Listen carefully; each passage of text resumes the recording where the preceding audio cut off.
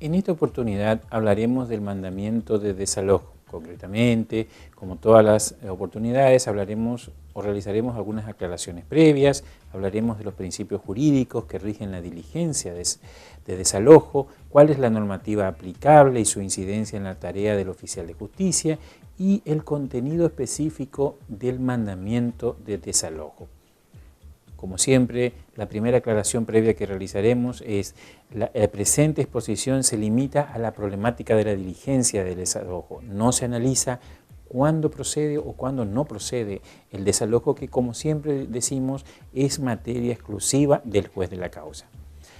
Y volvemos a resaltarlo, las cuestiones relativas a la diligencia de un desalojo no tienen regulación específica, ni legal ni reglamentaria en el ámbito de la provincia de Misiones. ¿En qué consiste el desalojo? El desalojo es la orden del juez dirigida al oficial de justicia de constituirse en un lugar determinado con exactitud, no puede constituirse en ningún otro lugar, en ninguna circunstancia, requerir a los ocupantes de ese lugar la entrega pacífica y el retiro por consiguiente del lugar, y ante la negativa de los ocupantes de retirarse del lugar, sacar por la fuerza pública a los mismos con la totalidad de las personas ocupantes del bien y la totalidad de sus cosas, muebles que deberán también retirarse del lugar por el oficial de justicia. En cuanto a los principios jurídicos, ¿cuáles son los principios jurídicos que rigen la diligencia? Como toda diligencia ordenada por un mandamiento, la diligencia de desalojo es una medida gravísima, especialmente gravísima porque puede afectar a personas menores o a personas incapaces o con capacidad restringida. Por consiguiente, rige un criterio estricto en la determinación de las facultades y de las atribuciones del autorizado y del oficial de justicia interviniente. Y, como siempre, rige el principio de autosuficiencia textual, que implica que el mandamiento debe ser estimado como completo, es decir, no puede ser subsanado ni por el oficial de justicia ni por el autorizado a intervenir de cualquier error o defecto que pudiera adolecer el texto del mandamiento.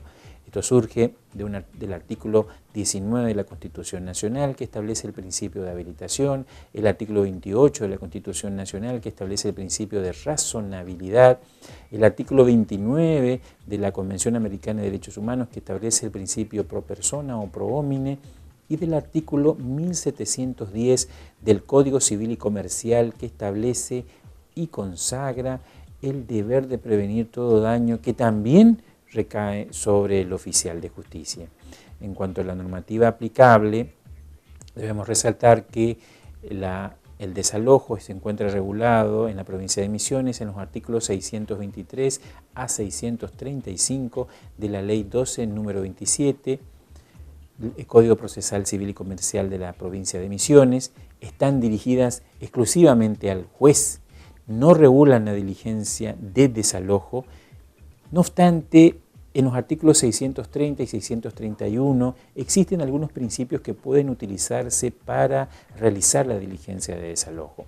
En cuanto al artículo 627 de la Ley 12, número 27, en caso de desocupación inmediata y siempre que existan bienes muebles que no son del locador, los bienes deben inventariarse y deben entregarse en depósito al locatario. Esto implica una orden judicial, una orden legal que debe cumplir el oficial de justicia. Si se ha constituido en el lugar para realizar una desocupación inmediata en virtud del artículo 627 del Código Procesal Civil y Comercial, debe inventariarse los bienes que no son del locador, es decir, del propietario o de aquella persona que alquila el bien, y entregarse en depósito al locatario, es decir, aquella persona que alquila el bien y que está siendo retirada del lugar. En cuanto al artículo 629, la notificación se regula solamente la notificación de la demanda en el domicilio constituido si existe un edificio habitado. Es decir, esta norma no se aplica a la diligencia de desalojo, puesto que, como habíamos visto anteriormente, el mandamiento debe determinar con exactitud el lugar donde debe constituirse el oficial de justicia para proceder a retirar del lugar a las personas ocupantes. Por su parte, el artículo 630 del Código Procesal Civil regula lo atinente a la localización del inmueble, pero que no es aplicable tampoco la diligencia de desalojo, puesto que la misma norma dice que se aplica exclusivamente a la diligencia de notificación. Es así que esto implica, está excluida de la diligencia de desalojo para poder orientar al oficial de justicia o aún al autorizado, quien no puede invocarla, para la individualización del lugar de realización del desalojo. Por su parte, el artículo 631, que también se menciona, solamente habla de deberes y facultades del oficial notificador, es decir, de aquello que debe realizar durante la diligencia de notificación del traslado de la demanda, pero no de lo relativo a la diligencia de secuestro. Y finalmente el artículo 633, que habla en su epígrafe de lanzamiento, y aún así solamente habla de los supuestos en que procede el lanzamiento, no de cómo debe realizarse la diligencia del lanzamiento. Lanzamiento, en este sentido, es utilizado como sinónimo de desalojo. En cuanto al contenido específico del mandamiento, ¿cuál es ese contenido que debe tener como mínimo un mandamiento de desalojo? Primero, el lugar, el dónde realizar la diligencia. Debe estar establecido con precisión y exactitud. No debe haber dudas donde debe constituirse el oficial de justicia para realizar la diligencia. En caso de dudas sobre la identificación, el oficial de justicia debe devolver. La persona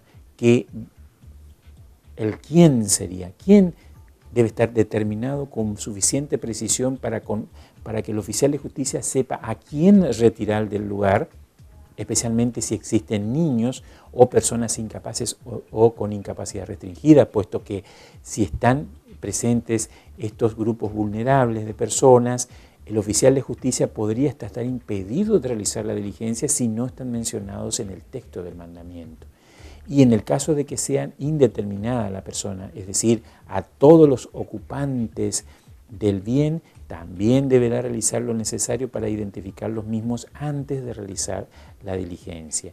Y finalmente debe contener lo relativo a las circunstancias accesorias de la diligencia. Por ejemplo, qué hacer con los niños o incapaces en caso de que se los encuentre, qué hacer con los bienes muebles que se encuentren en el lugar. Por ejemplo, inventariar, entregar en depósito a la persona que es lanzada, entregarlos libremente a esa persona, ellos los pueden retirar del lugar. Esto es algo que debe contener el mandamiento en sí. Es decir, todas estas cuestiones se relacionan tanto con las cosas que están en el lugar como con ciertas personas que también pueden encontrarse en el lugar y que requieren alguna solución jurídica específica de parte del oficial de justicia. Desalojo y exclusión. ¿Qué es lo que caracteriza al desalojo y la distingue de la exclusión del hogar familiar? El desalojo, hay que resaltar, no es lo mismo que exclusión. En el desalojo la medida alcanza tanto a personas indeterminadas como a personas determinadas, y además alcanza la totalidad de las cosas muebles existentes en el lugar.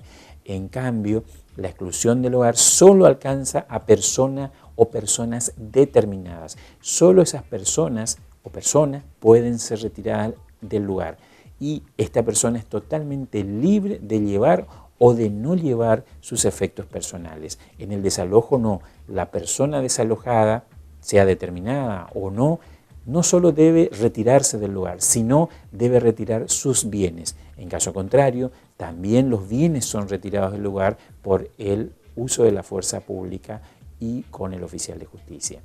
En conclusión, el desalojo es una medida gravísima. Debe primar siempre un criterio estricto. El oficial de justicia debe evitar daños innecesarios a las personas o a las cosas existentes en el lugar, puesto que todo error o exceso en la diligencia le es imputable. Muchas gracias.